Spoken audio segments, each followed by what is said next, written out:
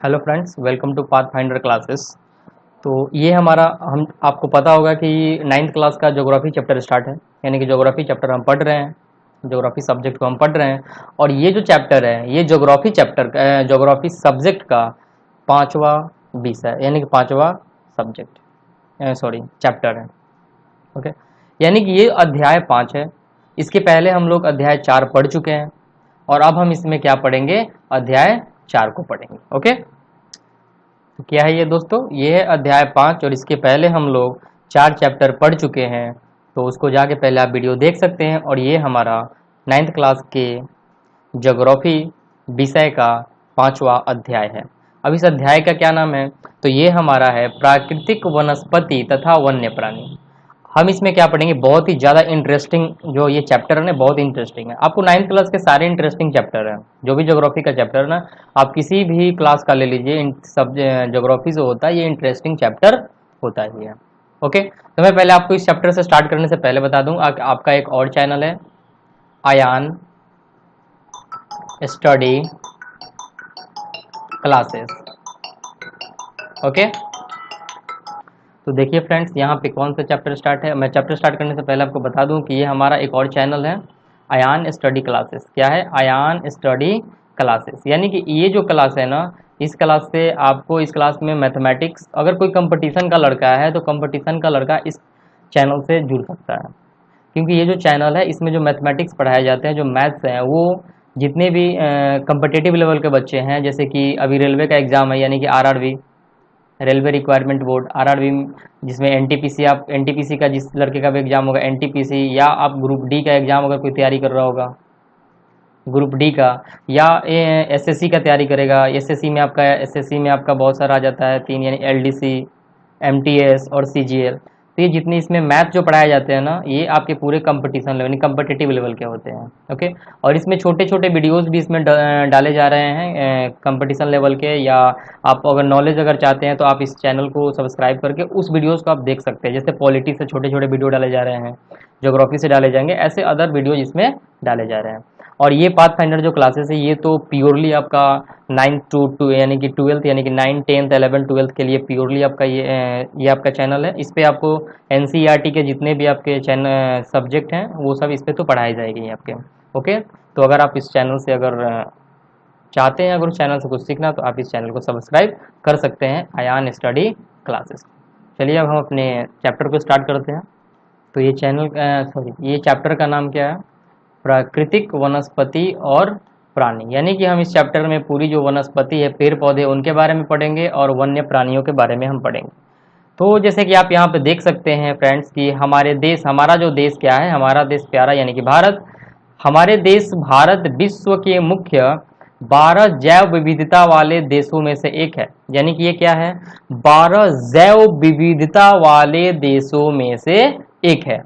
और ये बहुत ही विशाल देश है हमारा भारत।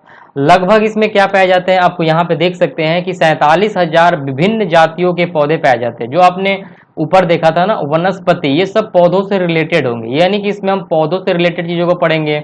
और ये हमारा जो वन्य प्राणी है, इसमें यानी कि हम जो वन्य में रहने वाले जो जीव जंतु हैं उनके बारे में हम पढ़ेंगे। तो यहाँ पे देख सकते हो मेरे मित्रों कि 47,000 जो विभिन्न जातियों के पौधे हैं जो पाए जाते हैं, ये क्या पाए जाते हैं, यानी कि भारत में लगभग 47,000 विभिन्न जातियों के पौधे पाए जाते हैं।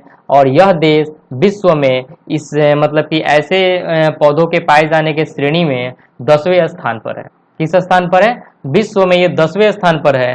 और एशिया में अगर माना जाए तो ये हमारा भारत जो है 4थे स्थान पर है। मैं एक फिर इस लाइन को एक बार आपको बता दूं मेरे मित्रों, ये जो 47,000 जो जातियां बताई जा रही है पौधों के रिलेटेड में, कि 47,000 जो विभिन्न जातियां पाई जाती है पौधे का, ये विश्व में ना ये अपना भारत एक स्थान बनाता है। और ऐसी जातियां पाई जाने वाली ये 10वें नंबर पे आता है। यानी कि इसके ऊपर 9 ऐसे देश हैं जिनके पास 47,000 से भी ज्यादा पौधे की जातियां पाई जाती है। ओके, तो अगर ये क्वेश्चन आ जाए, क्वेश्चन तो ऐसा आता नहीं है बट आपको तो आपका एनसीईआरटी है तो आपको ये याद करना बेहद जरूरी है।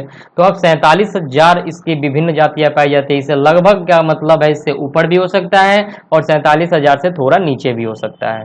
ओके मेरे मित्रों, तो यहाँ पे ये क्या कर रहा है भारत, ये विश्व के 10वें स्थान पर आता है और इससे और भी 9 ऐसे देश हैं जो कि भारत से ऊपर हैं। अगर हम एशिया की बात करें कि एशिया में भारत का पोजीशन किस पोजीशन पे आता है ये पौधों के जातियों के सेंस में, तो ये आता है चौथे नंबर पे। किस नंबर पे आता है मेरे मित्रों, ये आता है चौथे स्थान पे और विश्व में आता है 10वें स्थान पे। ओके, तो मुझे उम्मीद है कि आप यहाँ पे समझ चुके होंगे। तो चलिए हम थोड़ा आगे बढ़ते हैं और देखते हैं। अब देखिए यहाँ पे क्या दे रहा है, 47,000 की बात हमने कर ली, लेकिन 47,000 में से ये मैंने पौधों की जातियों के बारे में बात किया। तो कुछ अब यहाँ पे हम देखिए, यहाँ पे मेरे मित्रों हम क्या दे रहे हैं, यहाँ पे देखिए ये कि भारत में लगभग क्या है 15,000 फूलों के पौधे हैं। हम लोग तो 10 या 100 मान के चलिए कि हम लोग ज्यादा से ज्यादा 100 जातियों को हम लोग देख लेते हैं, लेकिन 15,000 फूलों के पौधे, आप सोच सकते हैं कि और भी कितने पौधे जो है ना हम उनसे अपरिचित है, यानी कि हम उसे देखे ही नहीं है। ओके मेरे मित्रों, तो यहाँ पे आप देख सकते हैं कि भारत में लगभग 15,000 फूलों के पौधे हैं, जो कि विश्व में फूलों के पौधों का 6% है। अगर पूरे विश्व में अगर 100% यानी कि 100 फूल है ना, तो उसमें से 6 फूल क्या है, भारत के फूल हैं। ओके, यानी कि जो 15,000 फूल है ये पूरे विश्व के फूलों का 6% है। और आगे बढ़ते हैं दोस्तों, तो यहाँ पे आप देख सकते हो कि इस देश में बहुत से बिना फूलों के पौधे हैं, यानी कि ऐसे भी पौधे हैं जो फूलते नहीं है, बस ऐसे ही डेकोरेशन के लिए उनके पास शाखाएं होती है, उनके पास पत्तियां होती है, और वो जो लीफ इनके होते हैं ना, जो पत्तियां इनकी होती है वो बहुत ही सुंदर होती है। ओके, तो इस देश में क्या होता है, यानी कि भारत देश में ऐसे भी बहुत सारे फूल हैं जो पौधे तो होते हैं लेकिन उनके पास फूल नहीं हो पाता है। ओके, अब ऐसे पौधे क्या कौन कौन से होते हैं दोस्तों, तो आप देख सकते हो यहाँ पे कि ऐसे पौधों का नाम में एक है आपका फर्न। क्या है, फर्न। दूसरा है शैवाल, जिसको हम एलेगी बोलते हैं। तीसरा क्या है, कवक, जिसको हम फंजाई भी कहते हैं। ये हमारे ऐसे पौधे हैं, इस देश में बहुत से बिना फूलों के पौधे होते हैं, यानी कि फूल भी नहीं होते हैं इनके पास, जैसे कि फर्न हो गया, शैवाल हो गया, एलेगी जिसको बोलते हैं, और कवक हो गया। ओके मेरे दोस्तों, तो चलिए अब आगे बढ़ते हैं और देखते हैं यहाँ पे कि भारत में लगभग कितने जातियों के जानवर हैं। तो आप देख लो यहाँ पे 89,000 यानी कि 89,000 ऐसी जातियां हैं भारत में जो जानवरों की जातियां हैं। ओके, और हम तो कितना देखते हैं, ज्यादा से ज्यादा 100 से 200 जातियां आप देख सकते हैं, तो समझते हैं कि ये भी होता है क्या।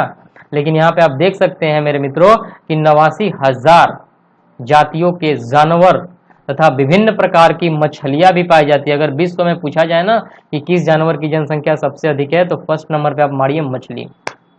ओके, ताजे तथा समुद्री पानी की पाई जाती है। ठीक है, कहने का मतलब है कि ये जो जानवर होते हैं ना, 89,000 जातियों के जानवर तथा भिन्न भिन्न प्रकार के मछलियां ताजे तथा समुद्री पानी की पाई जाती है। ओके मेरे मित्रों, तो चलो अब आगे बढ़ते हैं और देखते हैं यहाँ पे कि प्राकृतिक वनस्पति का क्या अर्थ है। ओके, प्राकृतिक वनस्पति का क्या अर्थ है, चैप्टर में था ही कि प्राकृतिक वनस्पति और वन्य जीव जंतुओं के बारे में पढ़ना था। तो अब हम यहाँ पे क्या देखेंगे, प्राकृतिक वनस्पति के बारे में। ओके, तो यहाँ पे आप देख सकते हो कि वनस्पति का वह भाग, किसका भाग, वनस्पति का वह भाग जो कि मनुष्यों की सहायता के बिना अपने आप पैदा होता है। क्या होता है कि मनुष्यों की सहायता के बिना, मनुष्य वहां पे सहायता नहीं करते हैं और उनके बिना ही क्या होते हैं, ये पैदा होते हैं, और लंबे समय तक उस पर क्या करते हैं, मानवीय प्रभाव नहीं पड़ता। यानी कि उस पर क्या होता है कि बहुत लंबे समय तक जो मानव का प्रभाव है उस पर नहीं पड़ता है। पहले फिर से मैं एक बार इस लाइन को बता दूं कि ये क्या है। चलिए यहाँ पे देखिए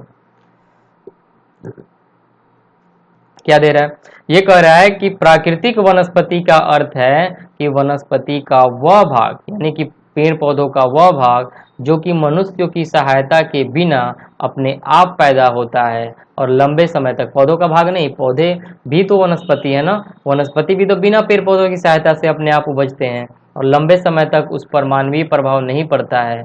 इसे अछत वनस्पति कहते हैं। क्या बोलते हैं, अछत वनस्पति। इस पे मानवीय प्रभाव नहीं पड़ता है, इसलिए हम इसे क्या बोलते हैं, अछत वनस्पति का नाम देते हैं।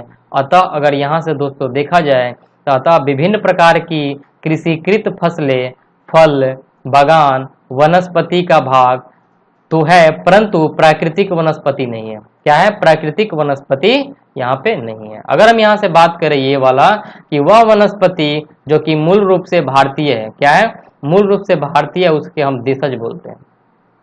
अगर वो हमारे देश की है तो हम उसे क्या बोलते हैं, देशज कहते हैं। लेकिन जो पौधे भारत के बाहर से आए हैं, क्या है, जो पौधे भारत के बाहर से आए हैं उसको हम लोग विदेशज क्या बोलते हैं, हम लोग विदेशज के नाम से जानते हैं। किस नाम से जानते हैं उसे, हम विदेशज के नाम से जानते हैं। ओके, तो अब चलिए हम यहाँ पे देखते हैं कि ये जो चीज दे रहा है हमारा, तो अब हम यहाँ पे देखेंगे मेरे मित्रों कि ये क्या बोल रहा है। ओके, तो यहाँ पे देख सकते हैं मेरे मित्रों कि वनस्पति जगत शब्द का अर्थ क्या होता है। वनस्पति जगत तो आपने पढ़ लिया कि वनस्पति में भी क्या है, और वनस्पति जो हमारे भारतीय के होते हैं यानी कि उसको देशज कहते हैं, और जो विदेशों से लाए जाते हैं हम उनको विदेशज के नाम से जानते हैं। अब देखिए मेरे मित्रों यहाँ पे कि वनस्पति जगत क्या है। वनस्पति जगत शब्द का अर्थ है किसी विशेष क्षेत्र में किसी समय में पौधों की उत्पत्ति से है। किससे है, किसी विशेष समय, किसी विशेष क्षेत्र में, किसी विशेष समय में पौधों की उत्पत्ति से होता है। और इस प्राणी जगत में, यानी कि ये जो प्राणी जगत होता है, इन प्राणी जगत के जानवरों के विषय में ये बतलाता है। ओके मेरे मित्रों, तो यहाँ पे आप देख सकते हो कि वनस्पति तथा वन्य प्राणियों में इतनी विविधता निम्नलिखित कारणों से होती है। यानी कि ये जो विविधता पाई जाती है ना, ये कैसी विविधता होती है, ये कैसे पाई जाती हैं, अब हम इसे पढ़ेंगे। ओके, तो चलिए अब हम यहाँ बढ़ते हैं और ये देखते हैं क्या दे रहा है, धरातल। क्या दे रहा है यहाँ पे, धरातल। अब इस सब धरातल में देखेंगे यहाँ पे दोस्तों कि भूभाग, अब ये भूभाग के बारे में पढ़ेंगे। तो भूभाग में क्या है, भूमि का वनस्पति पर प्रत्यक्ष एवं अप्रत्यक्ष प्रभाव पड़ता है। क्या पड़ता है, भूमि का वनस्पति पर प्रत्यक्ष एवं अप्रत्यक्ष प्रभाव पड़ता है। ओके, और यहाँ पे आप देख सकते हो कि क्या पर्वत, पठार, मैदान और शीतोष्ण कटिबंधों में एक ही प्रकार की वनस्पति नहीं हो सकती है। आप देखो मेरे मित्रों, यहाँ पे मैं आपको एक बार बात बता दूं, अगर आपने 6 क्लास का अगर ज्योग्राफी नहीं पढ़ा है, 7 का नहीं पढ़ा है, 8 का नहीं पढ़ा है, तो पहले आप जाकर उसको ढंग से पढ़ लो। अगर 9th क्लास में आप हैं भी ना, तो अगर कंसेप्ट क्लियर करना चाहते हैं तो आप 6 क्लास की ज्योग्राफी, आप पूरी ज्योग्राफी को न पढ़ें, आप जिस चैप्टर में पर्वत, पठार और मैदान के बारे में दिया हो, पहले आप जाकर उसका रिवीजन कर लो। ज्यादा से ज्यादा 1 से 1.5 घंटा लगेगा, या आधे घंटे भी लग सकता है। इतना में जाके आप कवर कर लो और फिर इस चैप्टर को पढ़ोगे ना, तो सबसे ज्यादा क्लियर हो जाएगा। ऐसे तो क्लियर होगा ही, अभी भी क्लियर हो जाएगा आपका, लेकिन अगर आप चाहते हो ना कि आपको अच्छे तरीके से आ जाए, क्योंकि जो बातें आपको 6, 7, 8 में पढ़ा दी गई है, अगर उस बातों को पढ़ाने, यहाँ पे मैं अगर पर्वत के बारे में पढ़ाने लगूँ, पठार के बारे में पढ़ाने लगूँ, तो क्या होगा, वैसे फिर हम 6 क्लास में चले जाएंगे। तो इससे अच्छा है कि यहाँ पे वीडियो क्या होगा, बहुत ही लंबा हो जाएगा। तो आपको ये तो क्लियर, यहाँ पे कंसेप्ट तो क्लियर हो ही जाएगा। लेकिन आप चाहते हैं कि पर्वतों, पठारों जो तो 6 क्लास में होगा, 8 क्लास में भी वीडियो है, उसको जाके आप थोड़ा अच्छे ढंग से 1.5 घंटे की या आधे घंटे, शायद आधे 1 घंटे की वीडियो होगी, जाके आप उसको देख सकते हो। ओके, कोई बात नहीं, आप यहाँ से भी देखो, यहाँ से भी आपकी कंसेप्ट क्लियर हो जाएगी। तो यहाँ पे आप क्या देख रहे हो, ये क्वेश्चन तरीके से पूछ रहा है क्या कि पर्वत, पठार, मैदान और शीतोष्ण कटिबंधों में एक ही प्रकार की वनस्पति नहीं हो सकती। क्या हो सकती, एक ही प्रकार की वनस्पति नहीं हो सकती, और धरातल के स्वभाव का वनस्पति पर प्रभाव पड़ता है। क्या पड़ता है, धरातल के स्वभाव का वनस्पति पर प्रभाव पड़ता है। तो चलिए दोस्तों, अब यहाँ पे हम देखते हैं कि उपजाऊ भूमि, जैसे कि उपजाऊ भूमि आ गई, प्राय कृषि की जाती है। जो भी उपजाऊ भूमि होती है उस पर क्या करते हैं, हम कृषि करते हैं। और उबड़ तथा असमतल भूभाग पर जंगल तथा घास के मैदान है, जिन पर वन्य प्राणियों का आश्रय है। यानी कि जो स्थल मेरे मित्रों, वो क्या है, वो स्थल जो कि धरातल होते हैं, यानी कि वो क्या करते हैं, उस पे हम उपजाऊ भूमि उसको बनाते हैं, कृषि की जाती है उस पे। लेकिन जो उबड़ खाबड़ भूमि होती है, असमतल भूमि होती है, उस पर ज्यादातर जंगल तथा घास के मैदान होते हैं। और जिन यहाँ पे क्या होता है कि इस घास के मैदान या वनों में या जंगलों में वन्य प्राणियों का आश्रय होता है, वो वन्य प्राणियों की घर होती है। जैसे हमारा घर ये है, तो वैसे ही उनका घर ये है। अगर एक बात बताओ कि अगर आपके घर में कोई जाकर आपको निकाल दे, वहां से मार के हटा दे, आपको कैसा लगेगा, आप उलट के तो उसको मारने लगिएगा। तो वैसे ही जो जंगल की कटाई की जा रही है, जो जंगल के जानवर है, अगर वो बाहर आ रहे हैं तो लोगों को तो बुरा लगता है। तो क्यों, अगर उनका घर उजाड़िएगा तो वो कहाँ जाएंगे। ओके, अब चलिए हम भूभाग के बारे में पढ़ लिए, अब हम पढ़ेंगे मृदा के बारे में। मृदा है तभी तो हम कृषि कर सकते हैं, पानी में तो कर नहीं सकते, हवा में तो उगा नहीं सकते हैं, मृदा के होना बहुत ही जरूरी है। अब देखो मेरे मित्रों यहाँ पे कि विभिन्न स्थानों पर अलग अलग प्रकार की मृदा पाई जाती है। क्या पाई जाती है? विभिन्न स्थानों पर अलग अलग प्रकार की मृदा पाई जाती है, जो विविध प्रकार की वनस्पति का आधार है। ये क्या है? जो विविध प्रकार की वनस्पति का आधार है। मरुस्थल की बलुआई मृदा में कंटीली झाड़ियां, नदियों के डेल्टा क्षेत्र में पर्णपाती वन पाए जाते हैं। आपको यहाँ से कंपटीशन वाले बच्चे थोड़ा ज्यादा ध्यान देना यहाँ पे कि जो कंटीली झाड़ियां होती है, कहाँ? बलुआई मृदा में होती है कंटीली झाड़ियां। नदियों के डेल्टा पर पर्णपाती वन पाए जाते हैं। क्या पाए जाते हैं? पर्णपाती वन पाए जाते हैं। और ओके, और मरुस्थल में आप देखते हो कंटीली झाड़ियां, जैसे कि हमारा क्या बोलते हैं हम उसे, रेगिस्तान में कैक्टस बोलते हैं ना, वो कंटीला ही होता है। तो चलिए मेरे मित्रों अब आगे बढ़ते हैं और देखते हैं। अब हम पढ़ेंगे जलवायु के बारे में। आपने इस चैप्टर के फर्स्ट वाला जो इसके चौथा जो चैप्टर था उसमें आपने क्या पढ़ा था? उसमें आपने पढ़ा होगा जरूर जलवायु के बारे में। तो यहाँ से जलवायु आपको फिर से मिल रहा है चैप्टर। आप देख सकते हो यहाँ पे कि तापमान क्या होता है। जलवायु में तापमान यानी टेम्परेचर से रिलेटेड हम बातों को पढ़ेंगे। तो आप देख सकते हो यहाँ पे कि वनस्पति की विविधता तथा विशेषताएं तापमान और वायु की नमी पर भी निर्भर करती है। कहाँ पर निर्भर करती है मेरे दोस्तों? वनस्पति की विविधता, यानी कि विविधता का मतलब वनस्पति की जो भाष यहाँ पे बहुत ही ज्यादा मात्रा में, और उसकी जो विशेषता होती है वो किस पे निर्भर करती है? तापमान और वायु की नमी पर निर्भर करती है।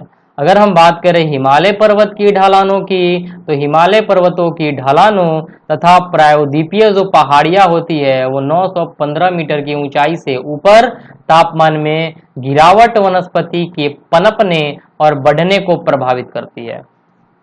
आप देखो प्रायद्वीपीय बात है कि भारत का ये जो हिस्सा होता है दक्षिण की तरफ, ये क्या होता है? ये प्रायद्वीपीय भाग होता है। और ये जो प्रायद्वीपीय भागों में जो पौधे पाए जाते हैं उसके बारे में आपने यहाँ पे आप देख सकते हो। और आपको मैंने पहले ही बता चुका हूँ, फर्स्ट ही आपको जब वीडियो 6 क्लास में शायद मैंने इसके बारे में चर्चा किया था कि जो आप जैसे जैसे आप ऊपर की तरफ बढ़ते हैं तो आपका क्या होता है? टेम्परेचर घटता है, बढ़ता नहीं है, घटता है। और जाके एकाएक जब आप मीजोस्फीयर के बाहर जाओगे ना तो वहां पे टेम्परेचर इतना हाई हो जाता है ना कि इंसान बर्न कर जाता है, जल भी सकता है। ओके, तो चलिए दोस्तों अब आगे बढ़ते हैं और यहाँ पे देखते हैं आगे क्या दिया हुआ है।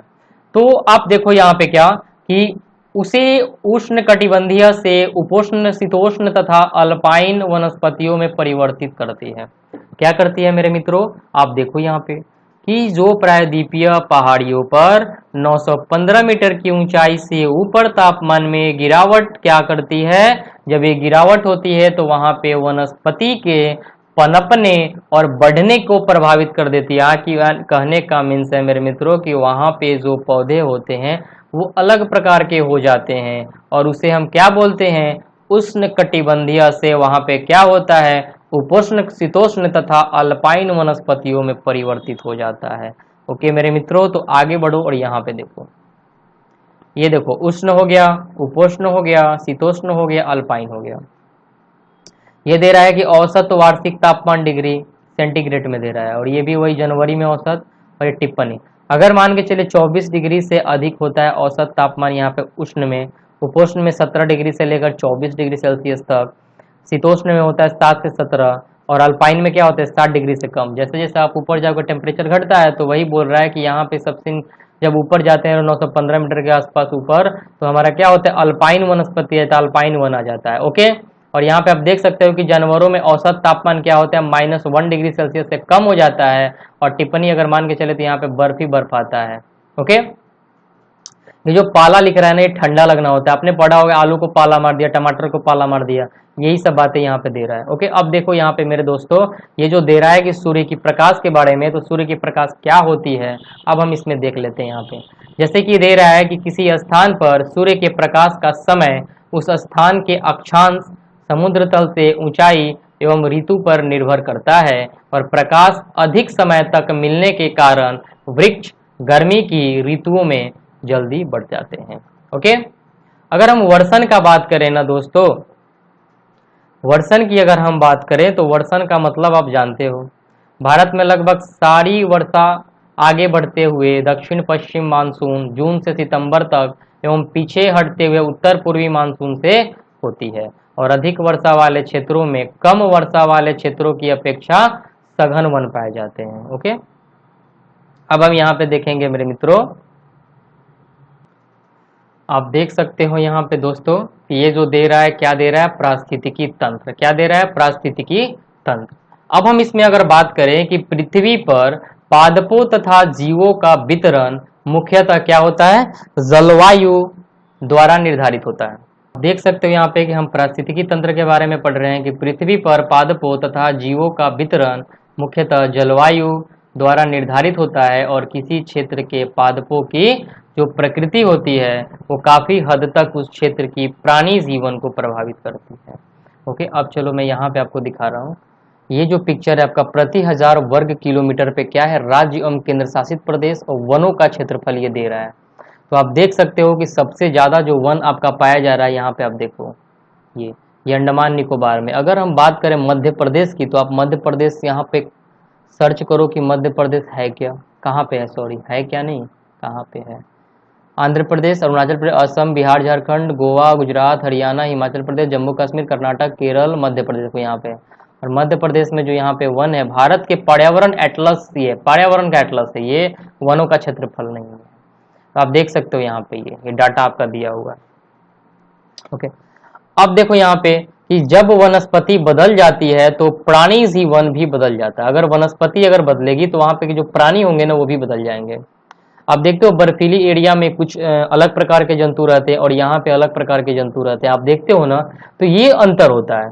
तो जब वनस्पति बदल जाती है तो प्राणी जीवन क्या होता है, प्राणी जीवन भी बदल जाता है और किसी भी क्षेत्र के पादप तथा प्राणी आपस में तथा अपने भौतिक पर्यावरण से असंत्रभित यानी कि अंत संबंधित होते हैं और एक पारिस्थितिकी तंत्र का निर्माण करते हैं। क्या करते हैं, पारिस्थितिकी तंत्र का निर्माण करते हैं।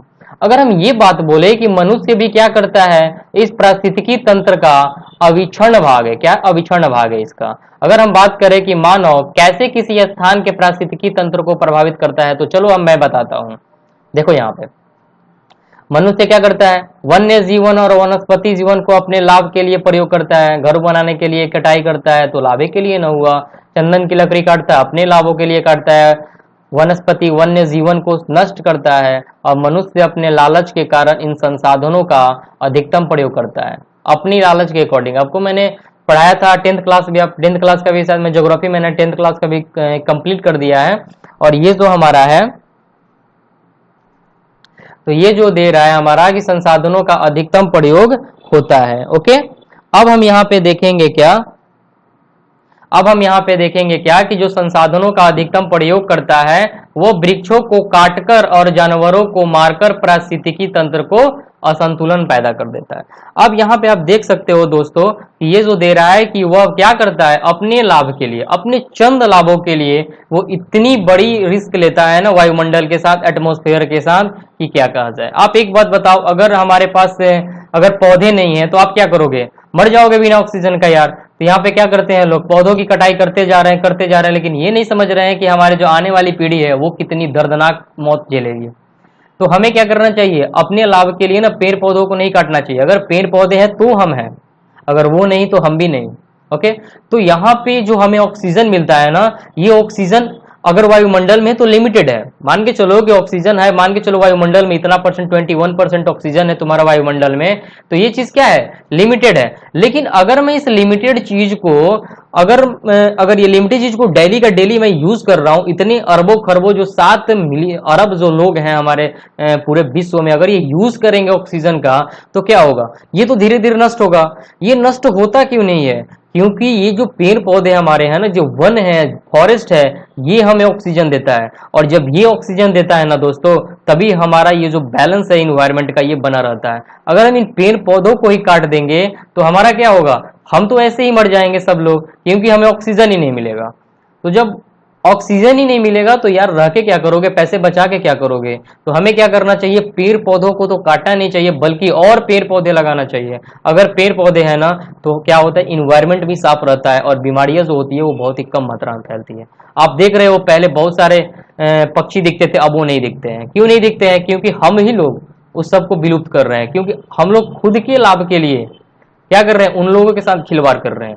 ओके, तो चलिए अब आगे बढ़ते हैं और समझ चुके होंगे कि पेड़ पौधों का कितना ज्यादा हमारे लाइफ में इंपॉर्टेंस है। ओके, अब देखो यहाँ पे परिणाम स्वरूप कुछ प्रजातियों के विलुप्त होने का भय होता है। क्या होता है इसमें, क्या होता है, कुछ प्रजातियों का विलुप्त होने का भय हो जाता है। और क्या आप जानते हैं कि धरातल पर एक विशिष्ट प्रकार की वनस्पति या प्राणी जीवन वाले विशाल पारिस्थितिकी तंत्र को जीवोम, जिसको हम लोग बायोम कहते हैं, या जीवोम की पहचान पादप पर आधारित होती है। किस पर आधारित होती है दोस्तों, पादप पर आधारित होती है।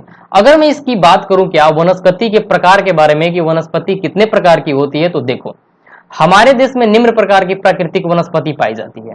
अब ये जो निम्न प्रकार की प्राकृतिक वनस्पति होती है, अब इसमें कौन कौन सी होती है मेरे दोस्तों, मेरे मित्रों, तो यहाँ पे देखो फर्स्ट वाला जो है उष्णकटिबंधीय सदाबहार वन। क्या है, उष्णकटिबंधीय सदाबहार वन। दूसरा जो आता है वनस्पति, ये आता है उष्णकटिबंधीय पर्णपाती वन। तीसरा जो आता है मेरे दोस्तों, ये आता है उष्णकटिबंधीय कंटीले वन तथा झाड़ियां। दोस्तों आपको ये सारे पढ़ने हैं, क्योंकि ये बहुत ही ज्यादा इंपॉर्टेंट चैप्टर है। इसमें आपको स्किप नहीं करना है वीडियो, और अंत तक वीडियो को देखना है। आप यहाँ पे देखोगे क्या कि उष्णकटिबंधीय कंटीले वन और झाड़ियां, ये भी हमारे वनस्पति के प्रकार हैं। चौथा जो प्रकार है जो हमारा पर्वतीय वन, और पांचवा जो प्रकार है ये है मैंग्रोव वन। क्या है, मैंग्रोव वन। आप देख सकते हो मेरे मित्रों कि ये जो हमारे पांचों के पांचों हैं, ये क्या है, वनस्पति के प्रकार हैं। तो अब हम इनको क्या करेंगे ना, अलग अलग तरीके से हम पढ़ेंगे। मैं आपको एक पिक्चर दिखा रहा हूं, आप देखो यहाँ पे, मूवी नहीं, आप ये फोटो देखो भाई। अब देखो यहाँ पे ये जो दे रहा है 1.5 मीटर, ये क्या है, 1.5 मीटर में क्या आता है, अगर 1.5 मीटर की छोटी छोटी है, इसमें झाड़ी का परत आता है, ये झाड़ी। 5 मीटर ले ले तो नवीन वृक्ष आ गए ये। 20 मीटर अगर बात बोले तो ये आपका पौधों का नाम, ये पौधों का नाम अधिकतम ऊंचाई। 60 मीटर से ज्यादा ऊंचाई के पौधे नहीं पाए जाते।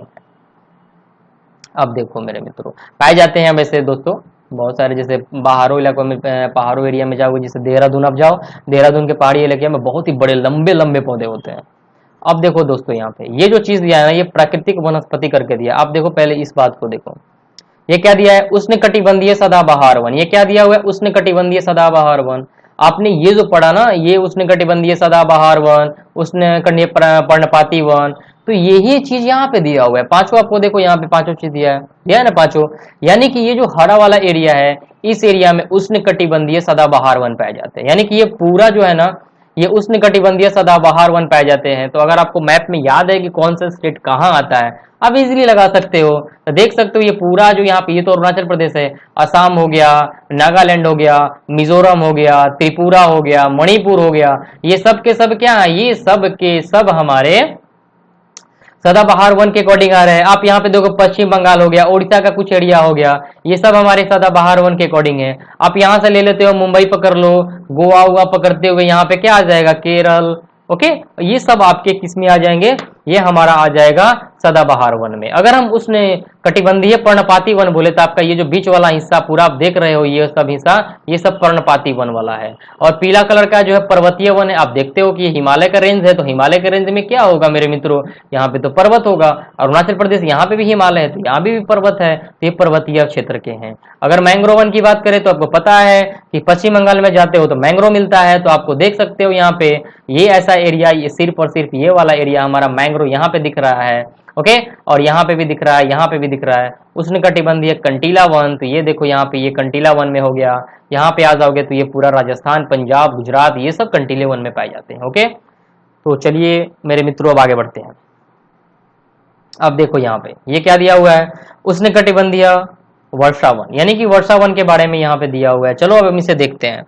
जैसे दे रहा है कि ये वन पश्चिमी घाटों के अधिक वर्षा वाले क्षेत्र के लक्षद्वीप, अंडमान निकोबार द्वीप समूह, असम के ऊपरी भागों, तमिलनाडु के क्षेत्रों में पाए जाते हैं, क्योंकि मैंने आपको अभी बता ही दिया।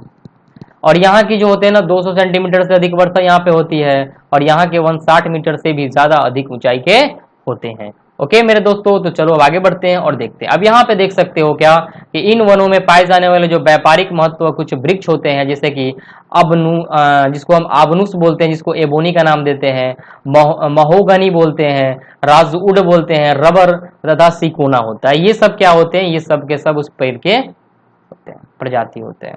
अगर हम बात करें कि उष्णकटिबंधीय पर्णपाती वन के बारे में, तो आपको बस ये देखना है कि ये सबसे बड़े क्षेत्र में फैले हुए हैं उष्णकटिबंधीय पर्णपाती वन। और इसमें आप देख सकते हो 70 सेंटीमीटर से लेकर 200 सेंटीमीटर तक वर्षा यहाँ पे होती है। और ये ग्रीष्म ऋतु में 6 से लेकर 8 सप्ताह के लिए अपने पत्तियां गिरा देते हैं। ओके दोस्तों, और यहाँ पे जो वर्षा होती है ये 100 से लेकर 200 सेंटीमीटर तक होती है। ये कंटीला वन क्षेत्र है, आपको बबूल का पेड़ आपको दिख रहा है। ओके, तो ये सब जो चीजें हैं आप देख सकते हो यहाँ पे। ये आपके जैसे कि कंटीला वन में आ गया आपका आकाशीय खजूर, आकाशीय पेड़ हो गया खजूर, और फ्यूरोबिया, नागफनी, कैक्टाइस को बोलते हैं। अब बात करें अगर पर्वतीय वन के बारे में, तो आप देख सकते हो कि पर्वतीय जो वन होती है ये क्या होती है, ये तापमान में यहाँ पे कमी होती है तथा ऊंचाई के साथ साथ प्राकृतिक वनस्पति में भी अंतर आती है, जैसे कि मैंने आपको ऊपर बता दिया। यहाँ पे जो ऊंचाई होती है 1000 से लेकर 2000 मीटर तक की ऊंचाई वाले क्षेत्रों में आर्द्र शीतोष्णकटिबंधीय वन पाए जाते हैं। और यहाँ अगर हम बात कर दें तो 1500 से लेकर 3000 मीटर की ऊंचाई तक बीच शंकुधारी वृक्ष जैसे कि चीर हो गया जिसको हम पाइन बोलते हैं, देवदार का पेड़, सिल्वर फर, एस्प्रूस, सीडर आदि पाए जाते हैं। ओके, ये सब मैंग्रोव वन है जो पश्चिम बंगाल के आसपास में पाया जाता है। आप देख सकते हो यहाँ पे कि ये जो दे रहा है कि सर्पगंधा में क्या होता है, आप इस पॉज करके इसको पढ़ लो। जामुन, अर्जुन, बबूल, नीम, तुलसी पादप, कचनार, ये सब हमारे क्या हैं, पौधों के नाम हैं। ओके मेरे दोस्तों, अब आ जाइए वन्य प्राणी के बारे में। अगर मैं बता दूं वन्य प्राणी, तो वन्य प्राणी क्या है कि वनस्पति के भांति ही भारत विभिन्न प्रकार की प्राणी संपत्ति से भी धनी है। यहाँ पे बहुत सारी प्राणी हैं, जीव जंतु हैं। यहाँ जीवों की 89,000 प्रजातियां पाई जाती है और देश में 1200 से अधिक पक्षियों की प्रजाति है। ओके, अगर हम बात करें कि कुल विश्व का 13% ये हिस्सा है, और मछलियों की जो है ना वो कम से कम 25,000 प्रजातियां यहाँ पे पाई जाती है भारत में, और विश्व की लगभग 12% ये है हमारी मछलियों की प्रजाति है। ओके मेरे दोस्तों, तो 5 से लेकर 8% तक उभयचरी, सरीसृप, स्तनधारी जानवर भी पाए जाते हैं। ओके,